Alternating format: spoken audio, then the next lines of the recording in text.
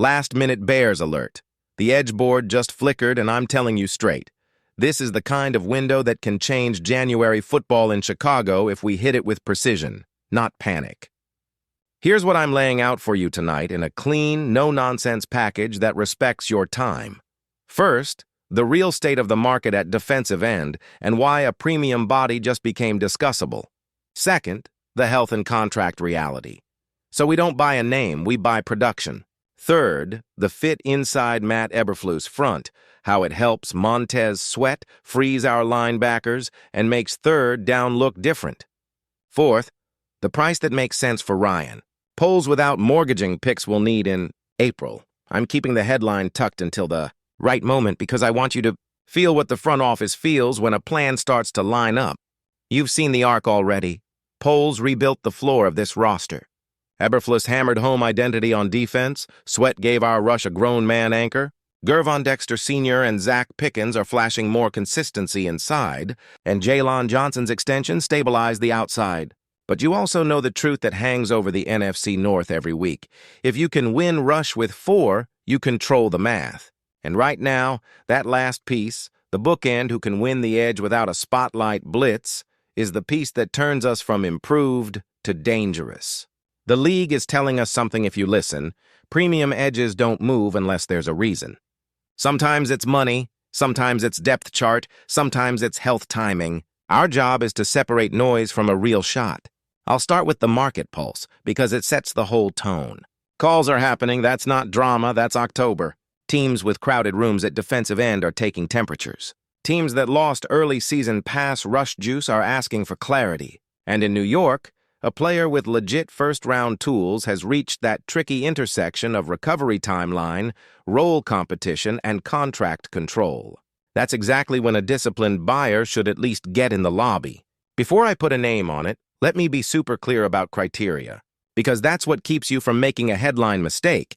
Age in the mid-20s, burst that shows up on tape post-injury, a rush plan that isn't just speed around the corner, but also the ability to dent the pocket through power. And discipline on early downs, so Eberflus doesn't have to hide you in base. Add in cost control that aligns with a rookie quarterback timeline. Caleb Williams doesn't need shootouts, he needs short fields, and we're cooking with a real profile. Now, health and contract, the two words that decide whether this is real or fantasy. The target here is coming off an Achilles rupture last year, was managed back onto the field, and has dealt with an ankle setback this fall. That's the red flag side of the board, and you don't shrug at it. The green flag side? Fifth-year option already exercised for 2026, at a number that isn't cheap, but isn't elite edge either. It buys you control, it fits inside our cap build, and it gives Chicago the leverage to extend early if the fit pops. That kind of control is exactly what Poles has been stacking. Set your price, set your terms, and make the roster grow up together. From the tape standpoint, this player's 2023 season still matters because it showed the shape of the ceiling. 7.5 sacks on rotational volume. Rushes finished with length and lower body pop. And offenses couldn't always slide away because of interior strength next to him. What I care about on the comeback is how the first step looks and whether the counter is alive. An Achilles doesn't erase hand usage. It tests your trust in the foot.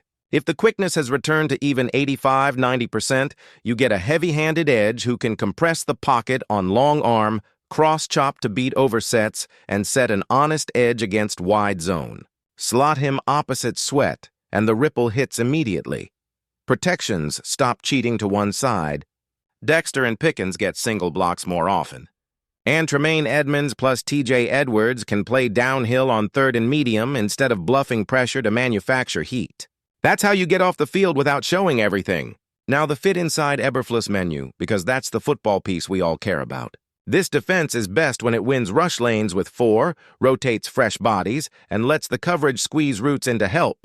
You add a power-through-the-frame edge who can collapse at 8 yards rather than running past it, and suddenly your simulated pressures hit harder because the quarterback can't hitch and climb. You also change our 2-minute defense. With 2 real closers on the edge, you can play more shell behind it and trust the front to finish. And that's the point, finish. In the NFC North, end of half and end of game 4-man rush wins divisions. The negotiation. You don't pay for the 2023 tape without acknowledging 2024's injury and this fall's management. That means a conditional structure, period. Think a day. 2. Early day 3. Nucleus, late second or high third, plus escalators tied to snap count, team postseason advancement, and sack pressure thresholds. That protects us if the ramp-up takes longer and rewards the seller if the player forms a core tandem with Sweat. You also keep a depth piece in the deal, mid-roster player who can help their rotation or special teams, so both teams can sell it to their rooms. Poles has done this dance. Patience and clarity win. And now, the name. Because you've earned it for riding with me through the context. Germaine Johnson, New York Jets edge rusher, 25 years old, former first-rounder with a 2023 breakout, an Achilles rehab year that forced everyone to reset expectations, and a 2026 fifth-year option already locked. The Jets aren't fire-selling. They have a room with Will McDonald IV and depth options, a cap puzzle that's getting tighter, and a front office that understands timing. They've told people they like the player and won't give him away. At the same time, league reporting says teams are checking in and New York is listening, not slamming the door. That's the zone where Chicago operates best. Respectful, serious, and ready to pivot if the number isn't right. In our building, Johnson's role is simple on paper and tough on opponents. Bookend to Sweat on early downs, close the near hip of the quarterback on pass downs, win with long arm to force deeper sets, and pair that with a counter that keeps tackles honest. Where it really pops is the knock-on to the secondary.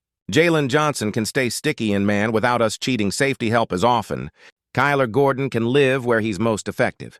And we can turn more tip and overthrows into takeaways because throws have to come half a beat sooner. And if you're thinking about the room dynamic, this is exactly the kind of addition that elevates practice tempo and standard. Sweat's voice gets louder when there's another pro on the line demanding detail. Young linemen learn what it looks like to stack winning Wednesdays into winning Sundays. That's culture made visible. Let me also talk risk the way a grown-up front office does. Achilles plus ankle means you are buying variance. You mitigate it by medical sign-off, snap management through December, and a contract lever that keeps 2026 flexible if something stalls. You also mitigate it by scheme. Don't ask a returning edge to run a track every snap. Let him play through the tackle, convert speed to power, and reduce the high-risk reps until confidence and conditioning are fully back. That's coaching plus sports science, and our staff has earned trust there. Money always matters, so here's the clean math. The option year is manageable against our cap build, and we have room to absorb now without cutting core pieces. If it clicks, you explore an early extension that flattens future spikes and keeps the front together through Caleb's rookie deal window. If it doesn't, the conditional structure plus option control prevents you from being trapped. That's responsible aggression. The same mindset that made the Sweat move a tone setter rather than a reach. I'm optimistic because the picture is coherent. A real need, a real player, a real price range, and timing that lines up with who the Bears say they are becoming. I also know you've watched this defense get close and want the final push. So before I land this, I want your take in the comments right now. Does Jermaine Johnson opposite Sweat feel like the missing piece for money downs? And if the ask is a conditional late second or a high third plus escalators, are you green light or red light on polls making that call? My concise read, if medical's clear and the structure protects the downside, I'd do it. Add Johnson, tilt protections, let the linebackers play faster, and give Caleb more short fields so his development rides complementary football instead of weekly fireworks. That's how you shift from building to arriving. If you're with me on this, stay locked in with Bears News Fan Report, subscribe, tap like, hit the bell, because if Chicago moves, we'll break it down in minutes with the same clarity and respect we put into this one. And if they hold, we'll pivot to the next edgeboard name that keeps the plan on schedule.